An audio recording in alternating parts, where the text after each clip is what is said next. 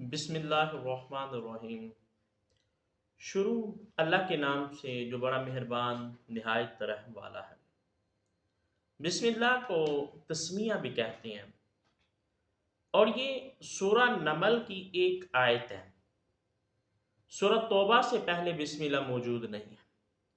قرآن پاک کی ہر سورت سے پہلے بسم اللہ الرحمن الرحیم لکھی ہوئی ہے، اور مفسرین کرام کہتے ہیں کہ بسم اللہ الرحمن الرحیم سورہ نمل کے علاوہ کسی اور سورت کا حصہ نہیں ہے، بلکہ یہ ایک سورت کو دوسری سورت سے الگ کرنے کے لیے ایک مستقل آیت درمیان میں موجود ہے۔ اور زمانہ جاہلیت کے اندر لوگ جب بھی کوئی کام کرتے تھے تو بتوں کو پکارتے تھے، بتوں کے نام سے شروع کرتے تھے۔ اس لیے اسلام نے اس کے رد میں جب بھی کوئی اچھا کام شروع کرے تو یہ حکم دیا کہ بسم اللہ الرحمن الرحیم کو پڑھ لیا جائے۔ خاص اگر قرآن کی بات کریں تو جب قرآن پاک نازل ہوا تو سب سے پہلی جو سورہ العلق کی آیت نازل ہوئی تو رب کائنات نے فرمایا اقرأ بسم ربک الذی خلق، اقرأ بسم ربک، اپنے رب کے نام سے پڑھیے۔ تو گویا اس میں اشارہ ہے کہ جب بھی قرآن پڑھنے لگو تو اس سے پہلے بسم اللہ الرحمن الرحیم پڑھ لیا کرو، کیونکہ رب کائنات کا حکم ہے کہ پڑھو تو اپنے رب کے نام سے پڑھو۔ اگر ہم تفسیر کی بات کریں تو بسم اللہ یہ 3 حروف ہیں، با، اسم اور اللہ۔ با کا معنی ہوتا ہے کسی سے مدد لینا یا کسی سے برکت حاصل کرنا، یعنی ہم اللہ کے نام سے مدد لیتے ہیں یا اللہ کے نام سے برکت حاصل کرتے ہیں۔ اسم نام کو کہتے ہیں اللہ۔ اللہ رب العزت کا ذاتی نام ہے، اور بعض لوگوں کے نزدیک لفظ اللہ اسم اعظم ہے، یعنی وہ اسم جس سے اللہ رب العزت ہر دعا کو قبول فرماتا ہے۔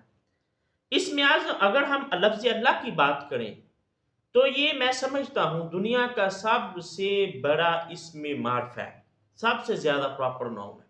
اس کی وجہ یہ ہے کہ یہ اتنا یونیک لفظ ہے کہ نہ اس کی جمع ہے، نہ اس کی تثنیہ ہے، نہ اس سے مذکر بنتا ہے، نہ اس لفظ سے مؤنث بنتا ہے، اور یہ لفظ ایسا ہے کہ جو اللہ رب العزت کی ذات کے علاوہ اور کسی کے لیے استعمال بھی نہیں ہوتا۔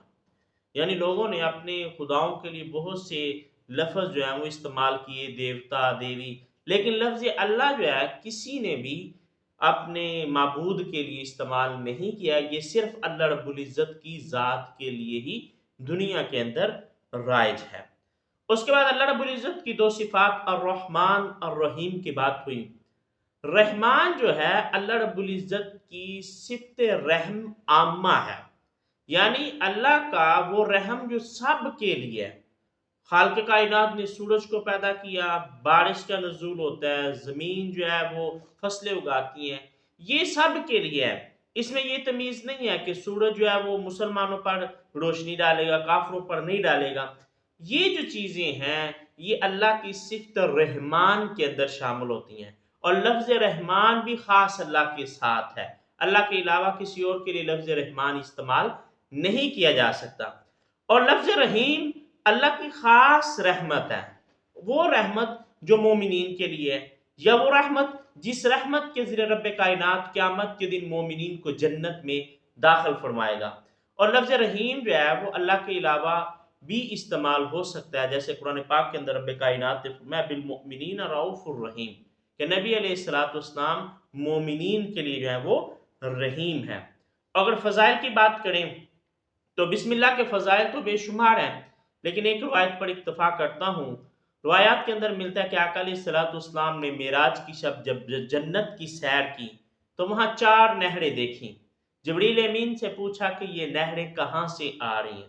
جب اس کے مخرج کو دیکھا گیا تو آقا صلی اللہ علیہ وآلہ وسلم نے دیکھا کہ وہاں بسم اللہ الرحمن الرحیم لکھا ہوا ہے، اور بسم اللہ کے میم سے پانی کی نہر آ رہی ہے، لفظ اللہ کے ہاتھ سے دودھ کی نہر آ رہی ہے، لفظ رحمان کی میم سے جو شراب طہور ہے اس کی نہر ہے، اور لفظ رحیم کی میم سے جو ہے وہ شہد کی نہر آ رہی ہے۔ جب آقا علیہ الصلوۃ والسلام وہاں پہنچے تو ندا آئی، اے محمد صلی اللہ علیہ وآلہ وسلم، اگر آپ کی امت بسم اللہ الرحمن الرحیم کا ورد کرے گی تو یہ نہریں ان کے لیے ہیں۔